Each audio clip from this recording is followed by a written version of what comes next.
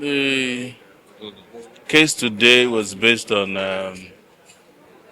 the criminal charges filed by the police on behalf of the Minister of Works, David Umahi, against Tracy, who he alleged had defamed him criminally. So today, according to Tracy's new lawyers, she's bereaved and couldn't come to court. But the police also moved a motion to discontinue the case at the court here. So we are aware that they also have moved the case to the Federal High Court, which was the proper jurisdiction for cyber crime in the first place, that been issue. But you know how the police always play their games. When they want to detain somebody indefinitely, they will go to the wrong forum to obtain detention or remand orders that are definitely then used to punish people in advance for the crime they claim they commit. So the case has been struck out by the magistrate here, and all the sureties in the case has been discharged. So I'm one of the sureties. That's why I came. I'm no longer a surety to Tracy in this particular matter because the case no longer exists. So that's where we are. But this Barrister Musa is a lawyer, is a new lawyer who is handling the case. So that's where we are. The case, as far as this court is concerned, you all covered what happened between Tracy and our position is that the minister has settled the case between him and Tracy. So there's no basis for any other criminal charges over the matter. Whether he settled directly or indirectly, the information is in public domain that there was a settlement between him and Tracy. So we don't even understand in the first place why there's a continuation of the case. But we're monitoring and we'll follow up anywhere they take the case to. That's where we are. Yes. So I would also want to hear the fact that she had accused the minister and her lawyer who was standing in for her of maneuvering the reason why she's still insisting that she had not been settled. Would you be standing shorty for that claim again? The situation between Tracy and her lawyer has nothing to do with myself. She has lawyers, if they have disagreement, there's client-lawyer issue. And there's usually a client-attorney privilege as well that doesn't allow such things to be disclosed in public. So that one is between her and the lawyer and the minister. So I'm not involved. I mean, like I keep saying, we're interested in ensuring that our justice system is not used to victimize people. That's why you see us in these cases. We are not here to pronounce guilt or innocence as such, but we have to pronounce innocence until proven guilty. And when we were coming in, you saw our altercation with the prison people and how Nigerians are just subjected to degrading and inhumane treatment.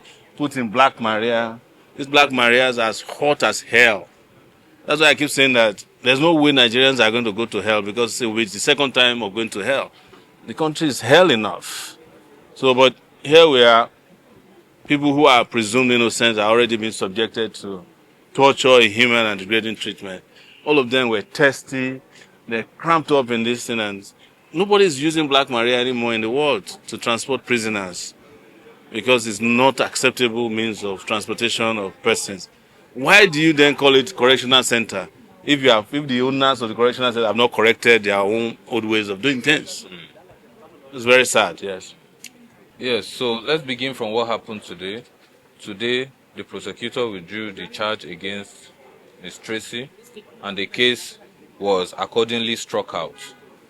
And so we're happy, and it is in consonance with the principle that we stand for, that we may not agree with certain persons ideologically or the mannerism by which they carry out their actions, but we will not allow any Nigerian citizen to be subject to the whims, the caprices of the leaders who want to use the instrumentality of the judiciary and the police and the law to oppress anybody, and that is as simple as it is. Considering the other charges, I've not been privileged to see the charges filed against her. We've only read in the news that the charges are still emanating from the same subject matter, which, like we all heard and we know, has been purportedly settled. And the question is that, a man cannot pay for what he did not buy. And if anything had happened and parties had reached a resolution, I think that the law does not permit another party to go behind to still use the instrumentality of law. The law allows for alternative means of settlement, and having explored that alternative means, it is inappropriate to use the instrumentality of the law to continue to pursue any Nigerian citizen unjustly, because this affects the resources, the time, and the effort of the defendant in this case. Mr. Sowore had just said it, that they knew all the while the appropriate court to approach, but they only came before this court because they wanted to obtain a remand warrant to keep her unduly in prison. And because of the effort of this organization, because of the effort of Mr. Omoyele Sowore, they were not able to succeed.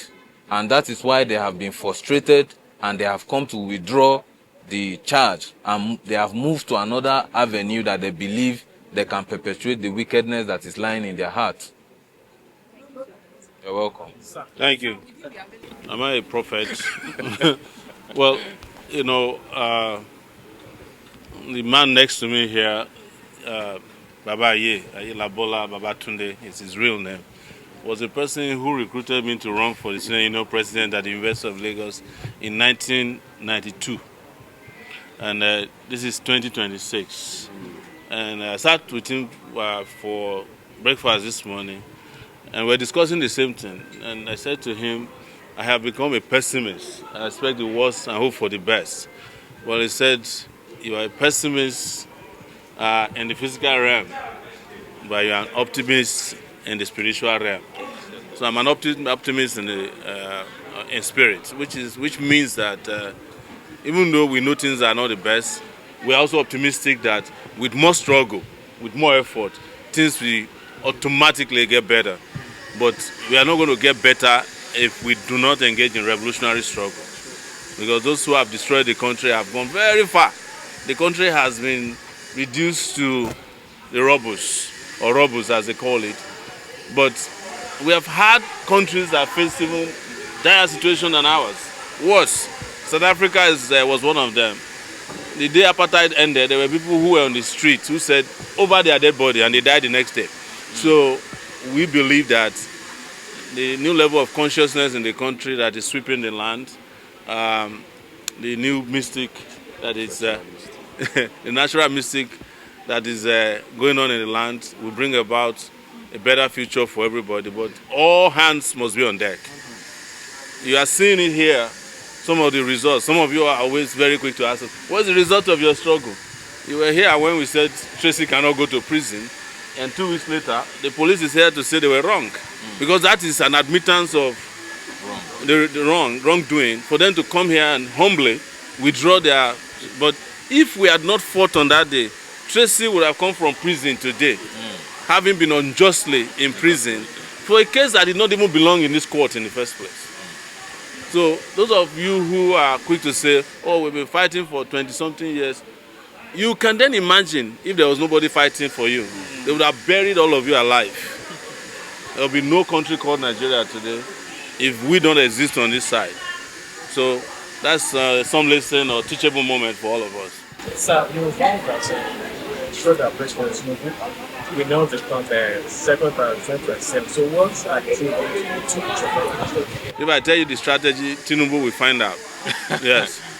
But I think he's smelling the coffee already. Otherwise, he will not have 32 governors on his side and yet not be able to sleep. So I have no doubt that he has gotten the memo. So don't let us reveal too much. Let's keep organizing instead of agonizing.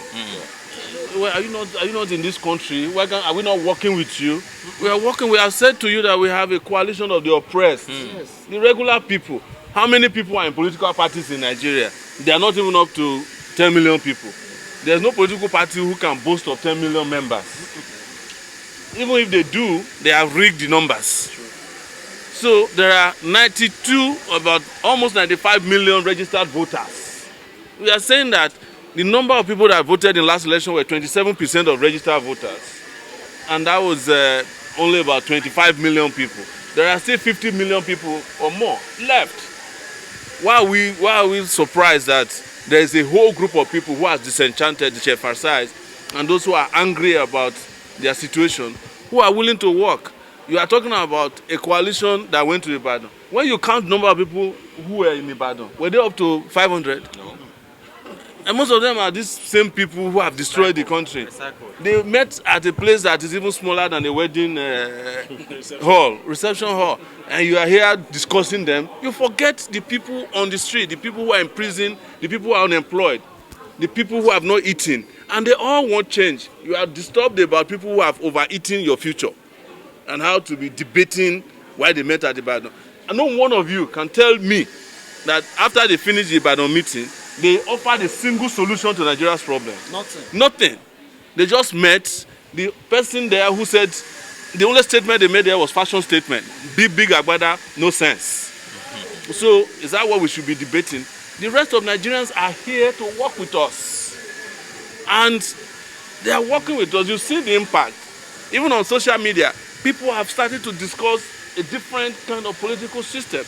What we are saying to you, and you must not forget, is that the people who destroy your future cannot guarantee, and they destroy your past cannot guarantee your future. It's as simple as that. Nobody needs to be a mathematician to know that there are 2 plus 2 cannot equal to 10. The people in the National Assembly want to make the decision. Do they campaign? They don't campaign. The Tinubu campaign in 2023, no, they don't campaign. But the nature and character of campaigning has also changed. People campaign now without physically gathering anywhere. We do, the size of digital campaigning is bigger than all the physical campaigning that anybody can do. What we are doing here will reach more people than a rally at the Eagle Square. So the world has changed, interestingly, and we must also continue to change with it dynamically.